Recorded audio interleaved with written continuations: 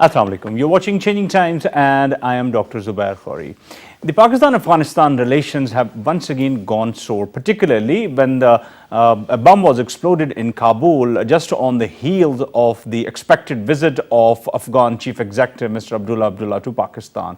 And then once again a wave of allegations just hurled towards Pakistan that this is once again that Pakistani elements might have been involved in this terrorist attack where more than 70 people were killed and several others were injured. Abdullah not only cancelled the visit, but also his officials, not only from his side but also their foreign office, said that there might be an involvement of the Pakistani contributed elements that are there in the Taliban.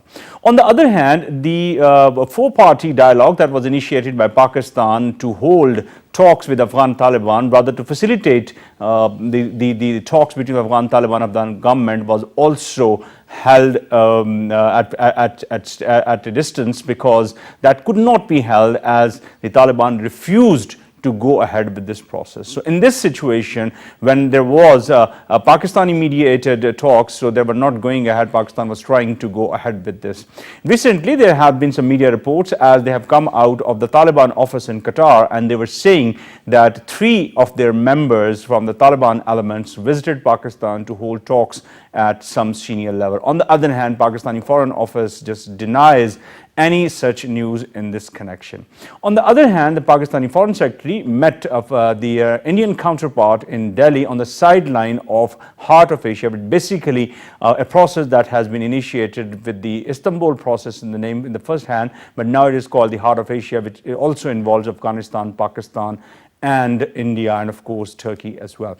So these are the developments that are happening place, and just beside this recent statement has come out from Mr. Ashraf Ghani, the Afghan president, and he has once again threatened Pakistan that it should take action against the Taliban who are not reconcilable and not coming to the negotiating table. So these important aspects of this discussion, let me introduce you to the guest I have. I have Mr. Faiz Amir. He is presently heading the Air University, Islamabad. Faiz, thank you very much. And we are also joined by Mr. Kamar Chima. He teaches at National University of Modern Languages and takes interest in regional affairs. Chima sir, welcome to the show. Faiz, where should I start with the Abdullah visit, one big development, and the terrorist attack, and 2, the recent kind of an allegation once again and a threat given by President Ashraf Ghani. Which of these is more kind of menacing for Pakistan?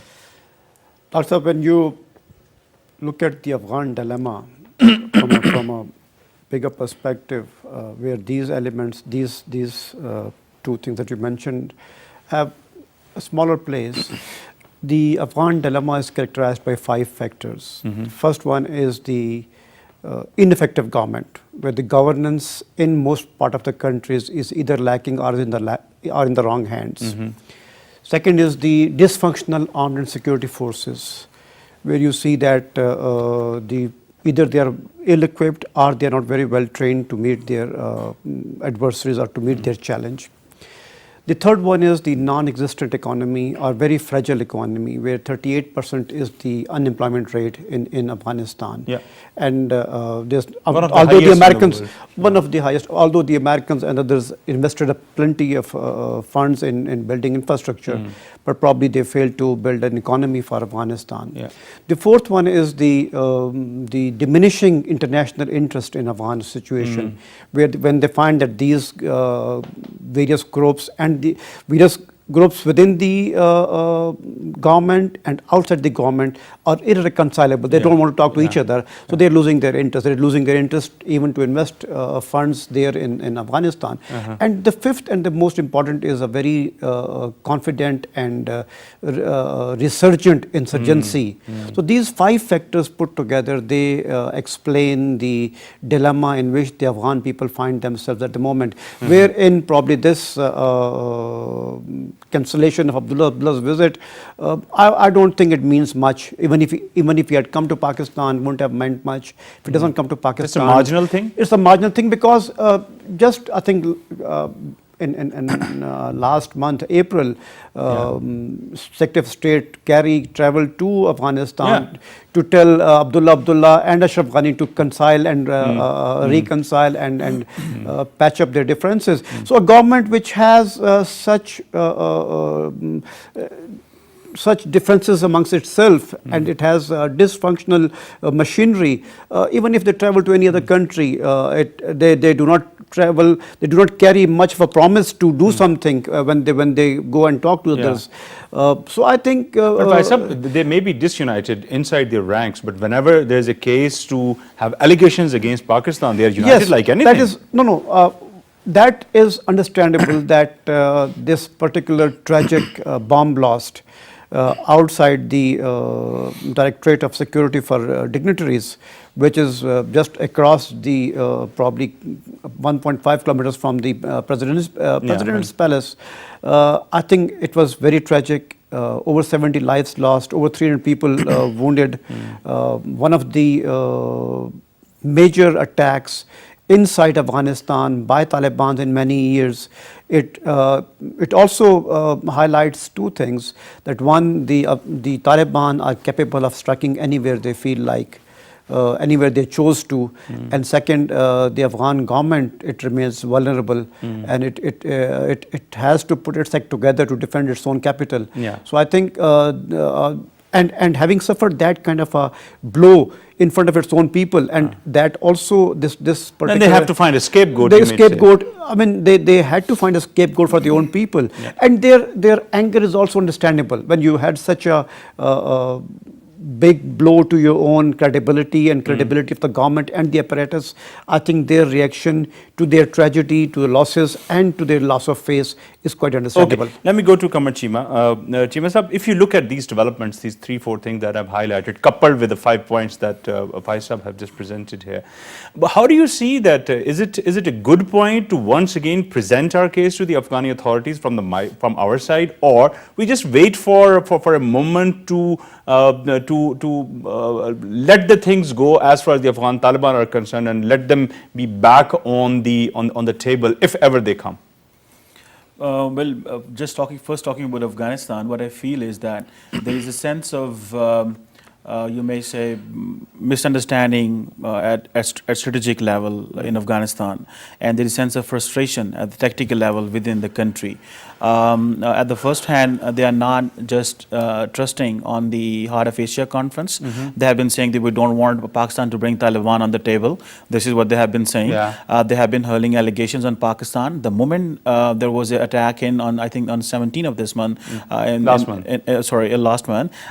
and they were saying that there were foreign elements, and the defense minister said that it's Pakistan and so on. So there is a sense of frustration there, and as Faiz Sahab has just mentioned, the state is not performing at this point. The Taliban are inching away to the capital with every passing day. There is an insurgency going on in 10 provinces. About 20 provinces are not in the control of the government, and at the same time they are making Pakistan as a country that is responsible for all that. That tells that there is a sense of frustration at all levels within Afghanistan. But so what should we do here? Should we represent our case at this point in time when they are more angry, or they are not coming to the point, or should we wait for any breakthrough that we might have with the Taliban? I think we started from the Istanbul process that started in the previous era. Then we went for the Heart of Asia. We sucked into the Chinese and the Americans, and we make them understand we want this process to be successful. But unfortunately, for so many reasons, it's not been able to be successful. Now the point is that I think what I feel here in Islamabad, the political administration needs to be more vocal about the developments going on in the region.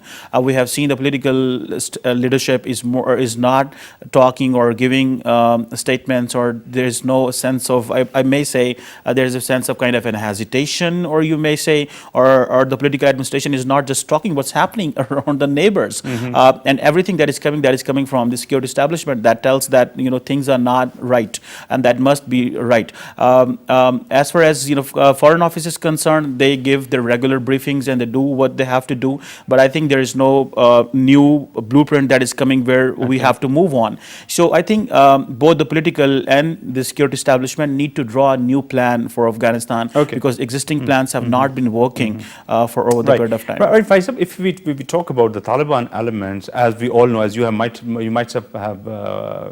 have mentioned, I'm just forgetting that point, that they are resurgent. They are going ahead. Right. So when an insurgency and who are thinking that they are the future heads of the state or head of the government, if you look at such insurgencies all over the world, what is their modus operandi as far as the talks are concerned? Do they sit in the talks, or they just want to gain more time to get more powerful and more buoyant?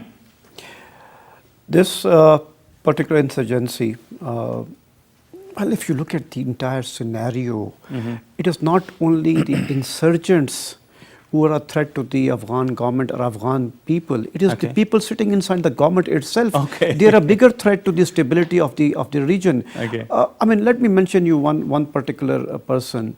One of the two vice presidents, Mr. Dostum, he has been denied a visa to travel to United States.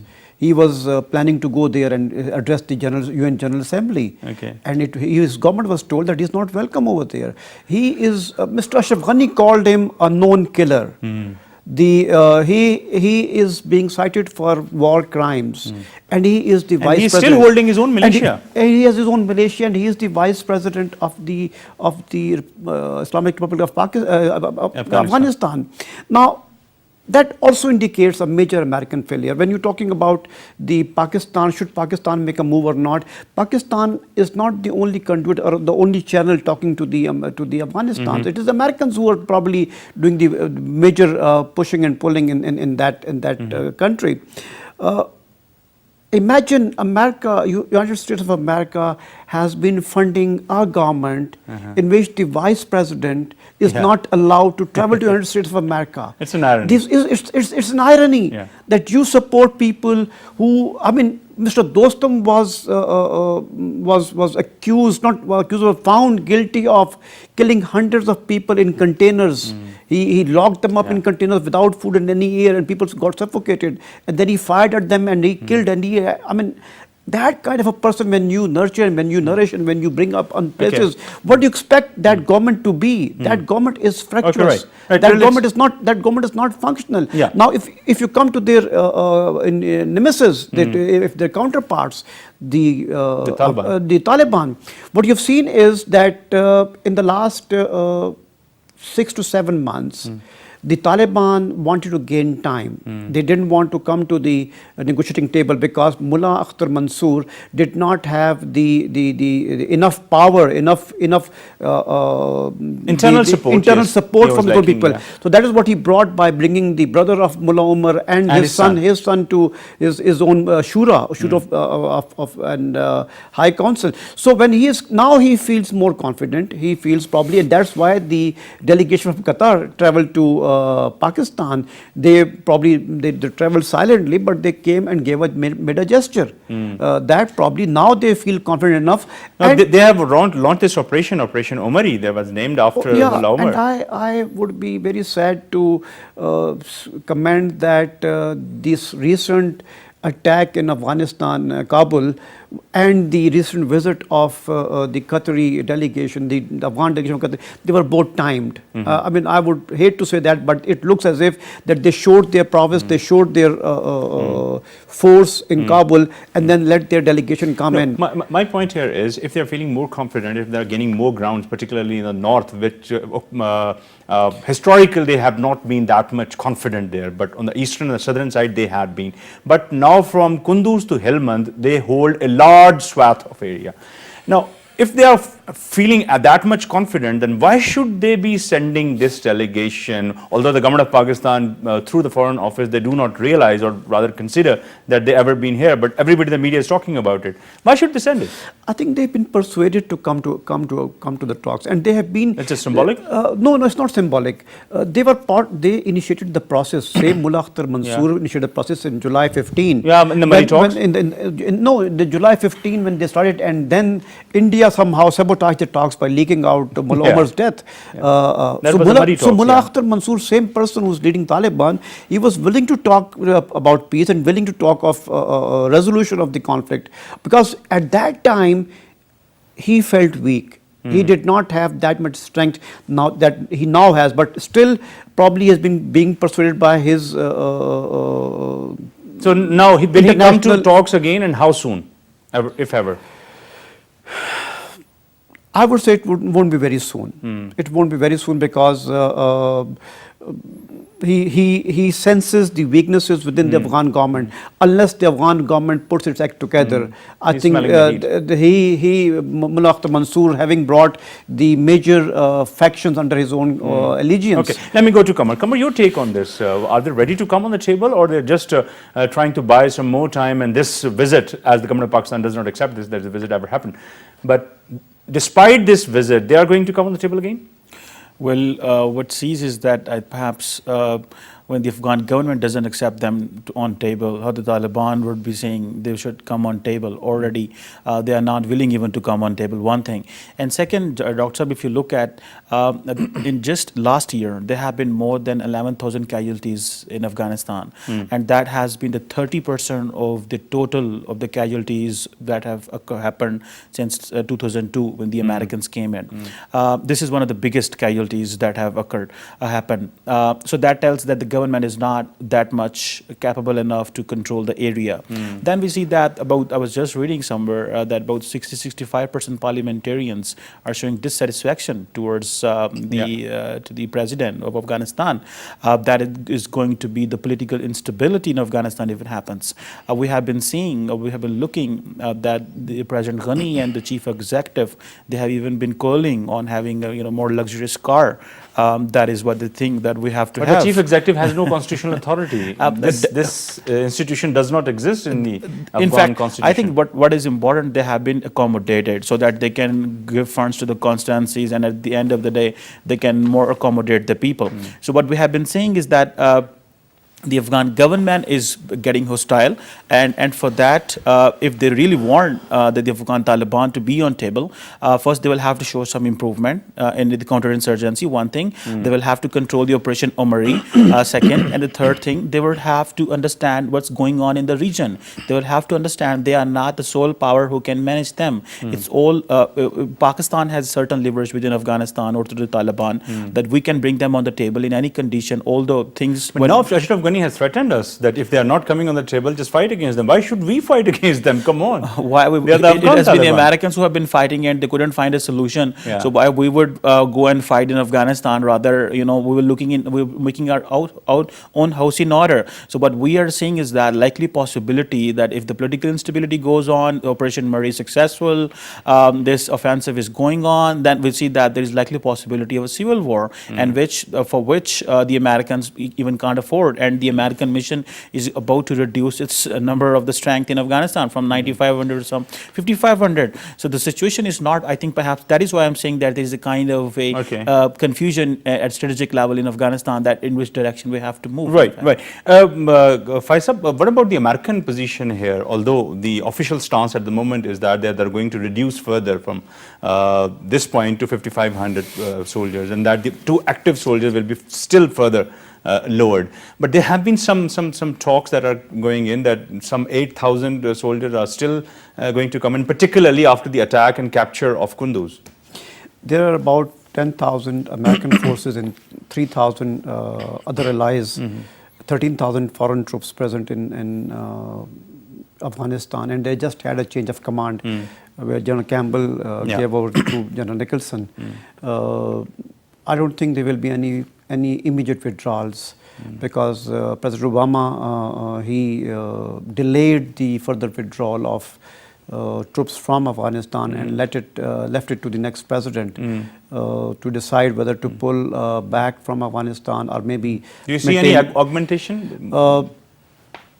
I don't see increase? No, not an increase, but I don't see any immediate decrease because one major factor is that Afghanistan, the armed forces cannot fight the insurgency without air support. Okay. and the air support in Afghanistan, intrinsic air support is non-existent. They have to be supported. All their operations have to be supported by the US. And just in Helmand, I think just last month there were reinforcements sent by the American troops to help the Afghan forces over there. So I think that is exactly happened in Kunduz also. So I think they would, and that pattern is going to continue till the quadrilateral arrangement that we have with US, China, Pakistan. When Obama says that I want to go down as a peace president, although he has got the peace prize as well, I still can't find the reason that how did he get the peace prize.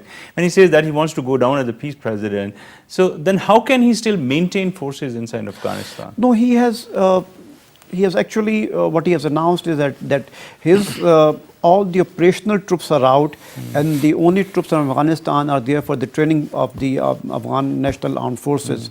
So in that sense, probably symbolically, Americans have announced their end of involvement in the Afghan war, which they've been fighting for the last almost 15 years.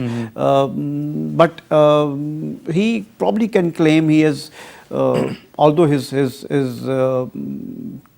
the withdrawal of forces from Iraq as well as Afghanistan have failed to bring peace in those two countries. Rather, it has worsened the situation in Iraq. In Afghanistan, I don't foresee any immediate peace process going forward, or any rapprochement taking place between the Afghan government. As I mentioned, at this moment, the Afghan government has to be strong enough to promise to be able to deliver what they promise. And in that, keeping that in mind, I think Pakistan should work with the Afghan government to make it stronger, to make it look strong, so that a rapprochement between the Afghan government and the Taliban, if they ever let us a chance to do that. Whatever it takes for us, I think we should continue to help them in any manner, whether it is manner of financial manner or political manner or moral support. Pakistan should continue to help Afghanistan gain at least a modicum of governance within its own region. Okay, just like we have talked about the Americans, what about the Chinese involvement, with given this fact that the CPAC, huge investment inside Pakistan, and they have also promised around $5 billion in the next 5 years inside Afghanistan as well. And there has been some news reports just recently that Chinese are ready to give their first ammunition deal with the Afghan government. How do you see the American weaponry, American things are going out and the Chinese are coming in, although not in big in number? Although the Chinese have been saying that we are moving from a non-interference to the creative involvement in the Afghan affairs. But one thing is very important. If the situation in Afghanistan worsens, what I feel is that the Chinese may not be in a position to invest in Afghanistan. Whatever the investment that will come come on the heels if the Afghan government is responsible enough. They are in the process of quadrilateral, the four nations process. Talks process, if they are part of that, and then at the end of the day, they listens to them as well. So if the deal is to be there, I think what the Afghans are going to buy, they're not going to buy from the internal revenue. But they are the brokers of peace in this region. Look at the quadrilateral talks. They are one of those. They can't afford to let it go. I think if that is what we have got the Chinese in. In that talk, what we have seen is that there is a China-Pakistan nexus to some extent, and that is where we got Chinese in just to have an equalizer on the table, so that if the Americans and the Afghanistan on one side, we can have the Chinese on our side as well. But what matters, Dr. Sab, is that the Afghan government would have to be more responsible in this context if they really want to go with the Chinese, even in terms of economic investment, even in terms of buying the military hardware, or even in terms of getting the socio-economic support for their society. So all that matters is, are they listening to the Chinese for these four-nation talks process? If they're listening, then definitely the things will go on. But no, they have been listening. The Afghan government have been listening, but the Taliban, who are they're backing up. But it's not just the Afghan government is listening. If Afghan government is listening, the President Ghani must not have given such kind of an irresponsible statement. If it is so, what he's saying, we don't want they to be brought on the table. This is not a statement that should come from a kind of a statesman. As you are saying that they're frustrated. This is what I'm cry saying. Of frustration. As Faiz Amir Sahib is saying that they have to be more responsible, and we need to continue this process. Pakistan need to support Afghanistan, whatever the condition is. We are here to support them. And all people of Pakistan, Pakistani media, Pakistan society, we want to support Afghanistan. But the point is they must need to listen us. So rather they must look at Islamabad. They must not look at Islamabad from Washington or from New Delhi, because that is not a solution. May I get you in, Faisal? When we are expecting this huge investment in the form of CPAC, and we have already started some work in the southern parts and northern parts, and already we are feeling very confident about it. But isn't it that this is also associated with the peace in region? If the Taliban are on the move, they are going ahead, the insurgency is getting stronger, and it will have the ripple effect into our side, although we are doing this Operation Zarbiaz. So although Chinese are not diplomatically that much pushy, but aren't they concerned at the moment? All the indicators in Afghanistan are pointing towards greater chaos and probably edging at anarchy at the moment. And why I say that is because of the diminishing international interest in the affairs of the Afghanistan. If you look at the Afghan imports are about over $6 billion a year.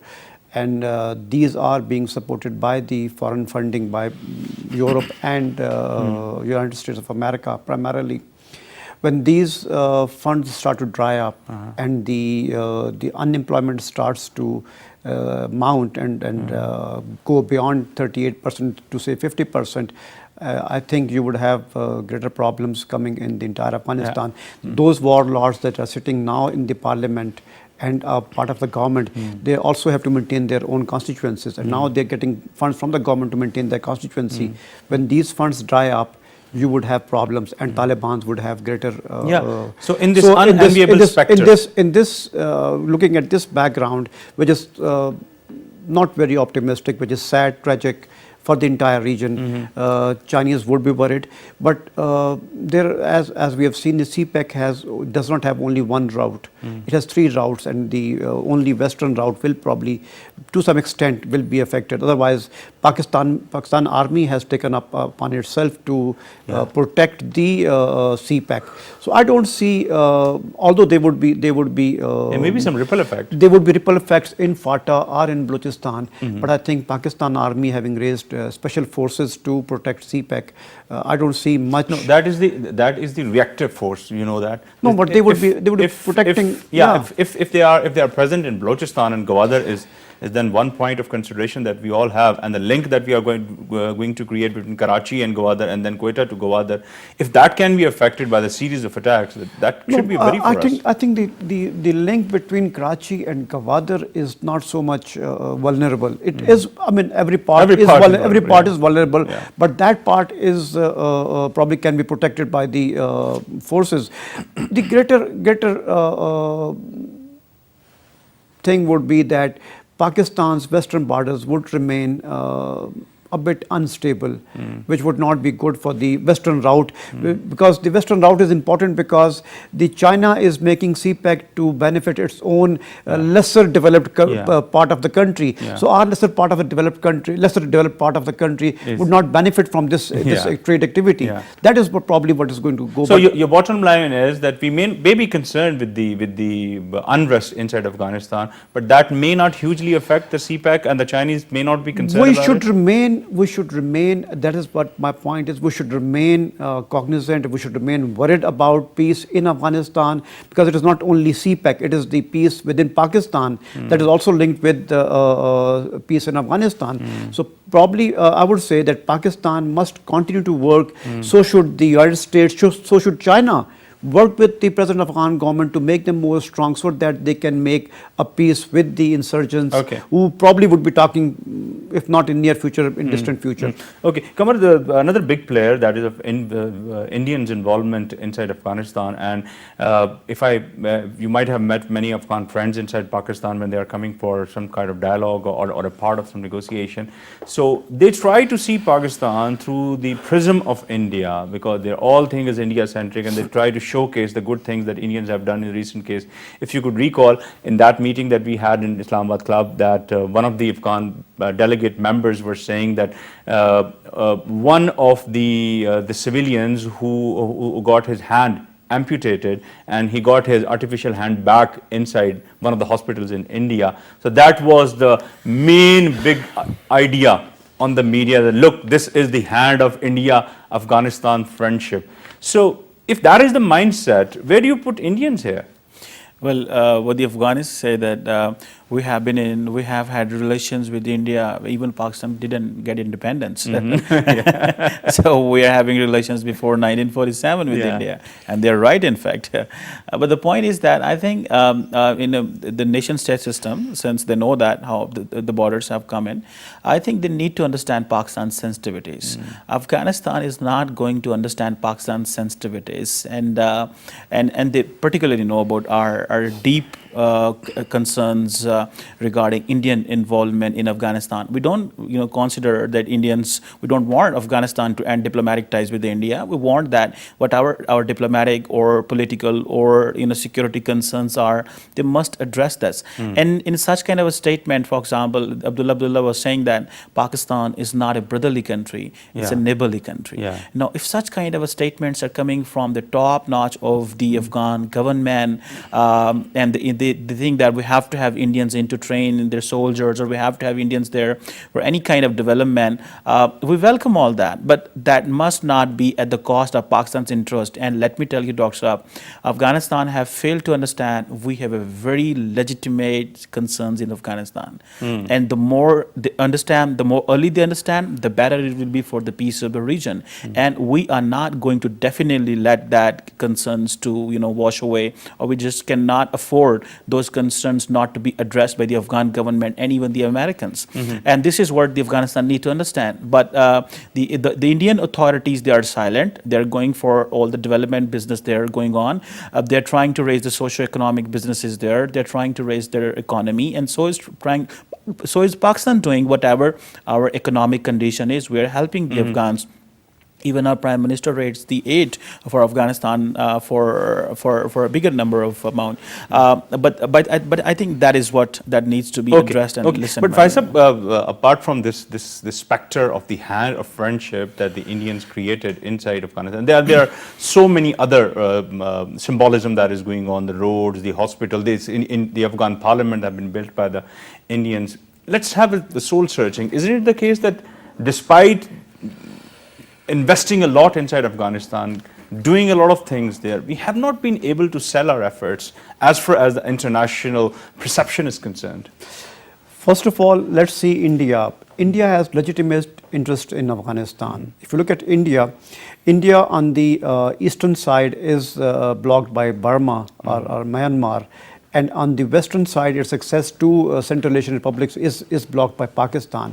So its trade has to go through Iran, and probably what they want to do is pressurize Pakistan through Afghanistan, so that we give them a land access to that country. So they have a legitimate interest. Their economy from consumer-based, being consumer-based, is getting to now export-based, export-oriented economy. So they have to have the access to newer markets, and those newer markets are by land route. They are the Central Asian republics.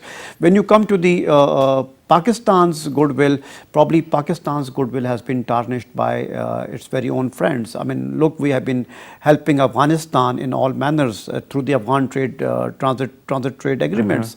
But there are forces that are stronger, anti-Pakistan forces which are stronger in Afghanistan, the Northern Alliance, with which we did not patch up even earlier. So even Ashraf Ghani, to keep his own vote bank or keep his own support within the tribal arrangement in Afghanistan, has to go along with Abdullah to pressurize Pakistan, because they have no other means, no other ways to explain what is happening in Afghanistan, why it is happening in Afghanistan. But Faisal, if you look at the Afghan media, they all are, barring one or two, they all are against Pakistan. If you talk to the youth of Afghanistan, they all against Pakistan, barring a few. So there must be some meat in these. We are not good, perhaps, diplomats. Our national security advisor, probably talking this year, did mention that Pakistan has given shelter to Afghan Taliban in Pakistan. So when they see their own civilian being blown to pieces and their urban areas getting into urban conflict, armed conflict, their fingers, when you admit that you have them and you have been having them, then probably one cannot blame much on the Afghan media. Probably we have to, as I said, we have to make honest efforts, or redouble our efforts. I would say redouble our efforts in bringing peace in Afghanistan and working with the Afghan government. Not so much with Taliban. We will have to work with Taliban as well to bring both of them to the table. But the greater effort at this time, I'm saying, in the fragmented Afghan government, which needs more support to find its courage, to put its act together, to the Afghan, to come to the negotiating table and being able to deliver over there. What the bigger fear would be that now that the Taliban, if and when they agree to come to the table, the Afghan government would not be able to put up a unified stance. Yeah, but so you don't find any fault with the perception manager as far as Pakistan is concerned? No, definitely our perception management needs a lot of improvement, because even the American media is speaking against Pakistan. You read New York Times, you read Washington Post, whatever they say, whenever they talk about the Afghanistan, they do talk about Pakistan, but in a negative manner. So, okay, Kamar, your take on this? If they were showing that this was the hand of friendship between Afghanistan and India, we were so much neglected, and we were not able to showcase that we have been showing the hand of friendship to no less than 3 million Afghans here.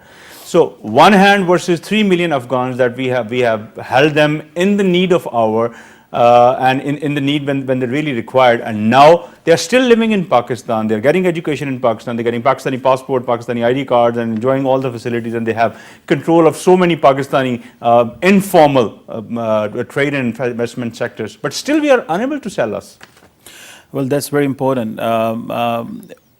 The problem is that we have been more linked with in a political domain and security domain with the Afghans, and we have less, other diplomatic means to connect with the Afghanistan. And particularly if you look at the youth, I was just having a quiz in my class that what comes first in your mind when you think about Afghanistan? Okay. And everybody was saying that the bombs, NATO, American boots on the ground, and some of the terrorists, the Taliban, and someone said the Kabli plow, and it was all fun. And when you talk to the Afghani students, that what comes first in your mind when you are talking about Pakistan, and they were saying that it's Pakistan that is helping Taliban, or it's Pakistan that is not letting us destabilize. So what I feel is that the Afghan public or the Afghan youth, they are more concerned, or they are more politically wise, or you may say more politically aware as compared to the Pakistani youth. And there is a major disconnect at that level, and there is no connection. Although there are so many Afghanis to whom we have been giving scholarships in Pakistan. I met one of my Afghan students. Much less in number in comparison with Indians. India, and to majority of our scholarships don't accept even. Even if I would say NUST gave them a huge number of scholarships, and they turned down the request of the NUST. And so many other universities, even our university is giving them scholarship. And when I met the Afghans, my students, and they said that when they talk about everyone, they said that we want the foreigners to stay here. They are bringing money, so they don't have an alternative economy within Afghanistan. They say that the foreigners are bringing money. Let's enjoy the money.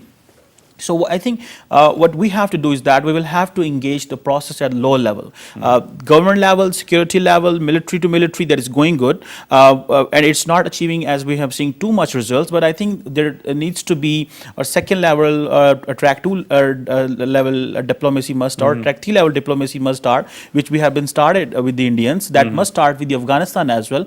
But perhaps there is no track 2 or track 3 level people within Afghanistan, because the majority of them may not be in a position, or it has been the Taliban or the previous administration has not been there. So I think that must start, and that will help us. Faisal, just last thought, in this kind of a freezing moment between Pakistan and Afghanistan, although summer is just getting in, but the relations have just frozen.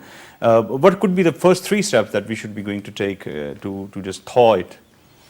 I think Pakistan first step should continue to work through its other friends, China and United States, to reassure the Afghan government that Pakistan in no way wants to destabilize Afghanistan.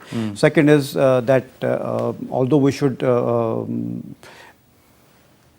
accept people to people context at the intellectual level, at the intellectual level, so that there is a greater understanding on both sides. And third is probably Pakistan should continue to work directly with the Afghan government and help them economically. Whatever constraints they have because of being landlocked country, I think we continue to support them, the Afghan government directly also. Right.